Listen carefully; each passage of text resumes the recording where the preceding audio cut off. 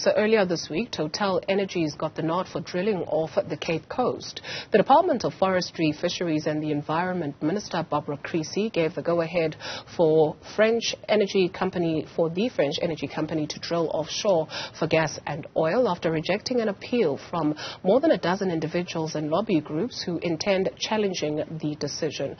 Professor Vishwas Satgar is the co-founder of the Climate Justice Charter movement, and he joins us now to tell us about their opposition to the entire project. Thank you very much, Prof, for your time this afternoon. Well, perhaps you can give us a little bit of context in terms of how you joined the matter and why. Well, the Climate Justice Charter movement has put forward the first climate justice charter in the world, and we're very, very serious about the climate emergency that's now a lived reality in South Africa. It's from that standpoint that we joined this matter together with the EMS Foundation, another ally, and 18 other appellants. I mean, let's give this also some context in relation to what's happening in our oceans as well. I mean, basically, the ANC government has unleashed an onslaught on our oceans and ecosystems and coastal communities through Operation Phakisa, the Blue Ocean sort of concept, etc., and Blue Economy concept. And as a result, what you are seeing is very fragile ecosystems being bombarded. I mean, there's existing mining operations on our coastlines, whether it's for diamonds on the west coast, whether it's for rare earths, whether it's for quarries.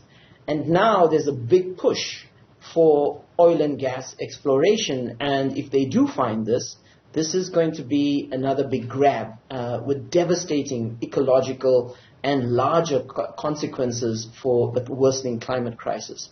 So this is the context in which we decided to join this appeal.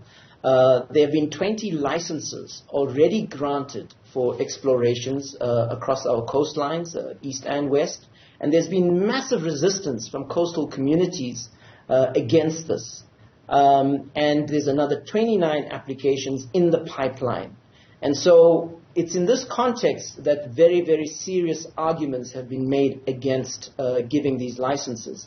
In this particular instance, there have been 11 important arguments made, and we believe the minister has not really applied her mind. You say there's been 11 important arguments made. Perhaps you can highlight the arguments that stand out for your particular organization. So the first issue, of course, is the whole question of whether we need this kind of oil and gas extraction given the worsening climate crisis. The UN General Secretary is on record saying that we are now a boiling planet. He's also said recently in September in New York that we are opening the gates of hell as we pursue more oil and gas extraction. And we've registered the hottest months on record, July, and now August also being some of the hottest months on record. Essentially, the climate crisis is here. And the more we engage in oil and gas extraction and use, the worse the problem is going to be. And that argument was made to the minister, given that we have a commitment, an international commitment through the Paris Agreement, and that we really, really need to move off oil, gas, and coal. So that's the first crucial argument that's been made. The second crucial argument that's been made to the minister is the issue of risk. I mean, you know, many of these offshore oil wells, etc., they do explode. They do create disasters. We've had the Deep Horizon disaster, etc.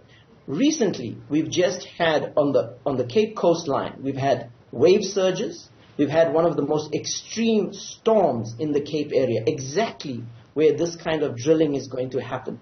We believe that the minister is oblivious to these kinds of risks and the dangers they bring. I think the third argument that people have been making very, very strongly is that if you look at the global political economy of oil today, the International Energy Agency has come out very, very clearly, actually 2-3 years ago, saying there should be no more investments in oil and gas. And they've made this very clear to all governments on our planet. This is going to become a stranded asset. This is going to become a dead industry. There's no future for it. And this argument has also been made to the minister, but it's clear that her government is firmly committed to any kind of scam and scheme that can extract the resources of this country and make wealth for a few.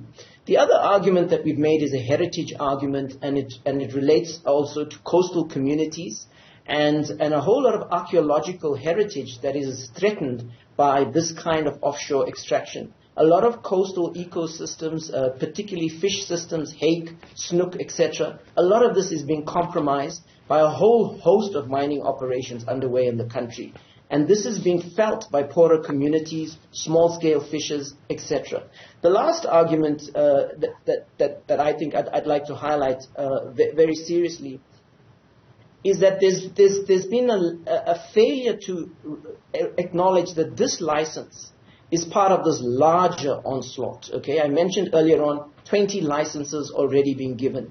Now, this has implications for sea life, for whales and their migratory patterns. They're not just dealing with Total. These animals are dealing now with 20 other drilling operations that are happening along our coastline. If 29 more applications come in, they're going to be dealing with 49 drilling operations across our coastlines. Yeah. This is going to have devastating consequences for our ecosystems. Thank you very much, Prof, for your time this afternoon. Professor Vishwas Satgar is the co-founder of the Climate Justice Charter Movement.